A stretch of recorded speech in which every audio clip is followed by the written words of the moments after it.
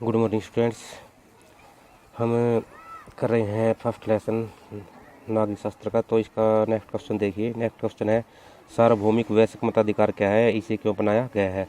तो सार्वभौमिक वैश्विक मताधिकार है कि सभी को वोट देने का अधिकार है। हमारी जो भारतीय जनता है सबको वोट करने का अधिकार है। तो वही है। तो देखिए, भारत जैसे विभिन्नताओं वाले देश में सार्वभौमिक वैश्विक मताधिकार को अपनाया जाना एक विशेष महत्व रखता है। इसे अपनाने के प्रमुख कारण निम्नलिखित है। तो फर्स्ट है राजनीतिक समानता पर आधारित, कि यह प्रणाली राजनीतिक समानता के सिद्धांत पर आधारित है। इसमें सभी वयस्क नागरिकों को किसी भी भेदभाव के बिना मत देने का अधिकार होता है। वयस्क नागरिक मतलब जिसकी जो एज है यानी उम्र है जो 18 साल से ऊपर है, तो उनको बिना भेदभाव के वोट देने का अधिकार है यानी मत देने का अधिकार है। इस प्रकार यह सिद्धांत न्यायोचित है। सेकंड है वास्तविक प्रजातंत्र की स्थापना। सार्वभौमिक वयस्क मताधिकार प्रजातंत्रीय शासन व्यवस्था की रीढ़ की हड्डी है। यदि हम प्रजातंत्र का अर्थ लोगों की सरकार, लोगों के द्वारा, लोगों के लिए लेते हैं, तो वयस्क मताधिकार को अपनाया जाना अत्यंत ही महत्वपूर्ण, और यह महत्व सभी नागरिकों को मताधिकार देकर ही प्राप्त किया जा सकता है। यानी इससे ही वास्तविक जो लोकतंत्र की स्थापना होती है, क्योंकि सभी को लोगों को बिना भेदभाव के वोट देने का अधिकार मिलता है। तो उसके बाद थर्ड पॉइंट है सरकार सभी के प्रति उत्तरदायी। यदि सरकार का निर्माण सभी लोगों के द्वारा होगा तो सभी पर सरकार का प्रभाव पड़ेगा। यदि सभी नागरिकों को अपने अपने प्रतिनिधि चुनने का पूर्ण अधिकार होगा तो ये सभी कानूनों का खुशी खुशी पालन करेंगे। वास्तव में सार्वभौमिक वैश्विक मताधिकार सभी नागरिकों पर अच्छा शहरी बनने के लिए जिम्मेवारी डालता है।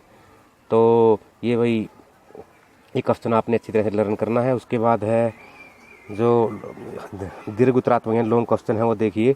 फर्स्ट क्वेश्चन है लोकतांत्रिक शासन प्रणाली की मुख्य विशेषताओं का वर्णन करो।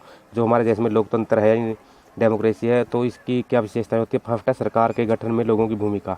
तो लोकतंत्र सरकार के गठन और निर्णय लेने में जनता की महत्वपूर्ण भूमिका होती है। भूमिका क्या होती है, जनता ही हमारे जो MLA हैं, MP है, उन्हीं को वोट के द्वारा खुद ही बनाते हैं, उनको चुनती है। उसके बाद सेकंड है राजनीतिक आज़ादी।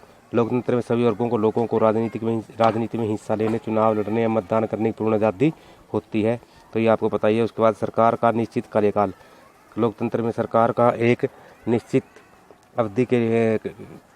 गठन एक निश्चित अवधि के लिए होता है। उस अवधि के बाद सरकार को पूर्ण जनता से जनादेश हासिल करना होता है। यानी हमारे देश में क्या है, 5 साल में इलेक्शन होते हैं, लोकसभा या लोकसभा के हो या विधानसभा के।